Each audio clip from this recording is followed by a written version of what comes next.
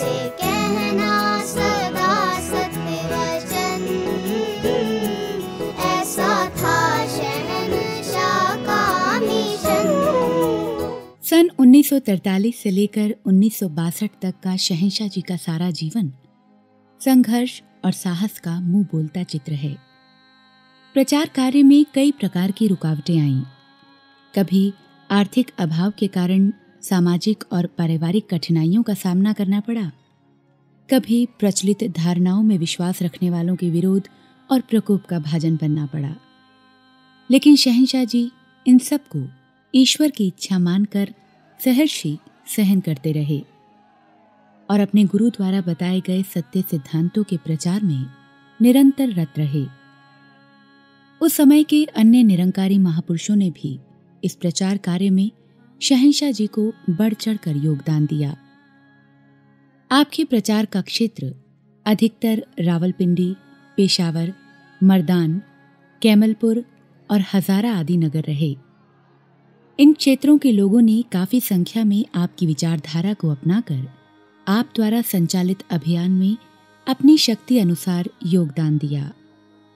विरोध के बावजूद आप सत्य के प्रचार में हमेशा अग्रसर रहे। आखिर 1947 का वो साल आ पहुंचा जिसमें भारत के दो टुकड़े हो गए। 1947 के मार्च अप्रैल के महीने में शहंशाह जी भाई संतोख सिंह जी के आमंत्रण पर अपने 2-4 साथियों सहित सिंध में सत्य के प्रचार के लिए निकल पड़े।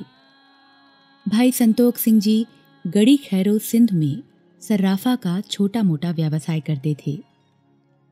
स्वभाव से वे भी मिलनसार थे। सबकी यथाशक्ति मदद करने के कारण भी लोगों में उनका सत्कार बना हुआ था। उनके प्रयासों से जगह जगह सत्संग के कार्यक्रम आयोजित किए गए।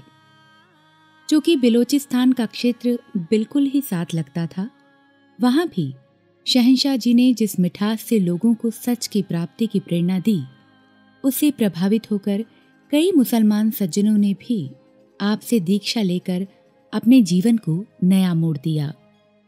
उन दिनों सांप्रदायिक झगड़ों का आरंभ हो चुका था। आप सब में एक ही ज्योति के दर्शन करते हुए सबके भले की भावना का प्रचार करने में निरंतर प्रयत्नशील रहे। कुछ समय तक तो शहंशाह जी यदा कदा यहाँ वहाँ होने वाले सत्संग कार्यक्रमों में पहुँचते रहे।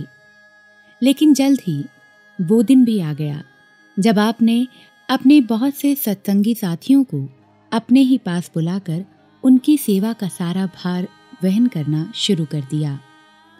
इन्हीं दिनों में ही आपने अपने बेटे गुरबचन सिंह जी और अपनी बड़ी बेटी नंद कौर जी की शादियां करके अपने सामाजिक कर्तव्य धर्म के पालन का भी सबूत दिया। बात सन 1947 नवंबर की है। दिल्ली में आपके बेटे सज्जन सिंह और आपके बहुत ही करीबी रिश्तेदार गोपाल सिंह जी प्रेमी मुल्तानी ढांडा पहाड़गंज में बहुत समय पहले से ही रह रहे थे।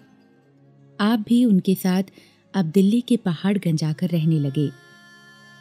पहाड़गंज में आपके रहने के लिए जो मकान मिल पाया, उसमें केवल 2 छोटे छोटे कमरे थे। उन्हीं 2 कमरों में ही आप भी रहते और दूर दूर से आने वाले महापुरुषों को भी आश्रय देते। आप ऐसा करके एक अलौकिक खुशी का अनुभव करते थे। सच बात तो ये है कि वो छोटा सा मकान निरंकारी सज्जनों के लिए ऐसा तीर्थ स्थान बन गया था जहां पहुंचकर वे अपने गुरु का आशीर्वाद प्राप्त करने में अपना अहोभाग्य मानते थे। जब सत्संगियों की गिनती आसपास के क्षेत्र में बढ़ने लगी तो दैनिक संगत का आयोजन किया जाने लगा। प्रेमी जी ने अपने मकान का एक कमरा सत्संग के लिए दे रखा था। उस कमरे में दैनिक संगत होती थी, परंतु रविवार का सत्संग ईदगाह में बने क्वार्टर्स के सामने वाले पार्क में करना पड़ता था। उन क्वार्टर्स में 2-4 निरंकारी परिवार भी रहते थे। उन्हीं के सहयोग से रविवार का ये सत्संग बड़ी सफलता से संपन्न होने लगा। रविवार के दिन 100 से अधिक सज्जन इस संगत में भाग लिया करते थे। से कहना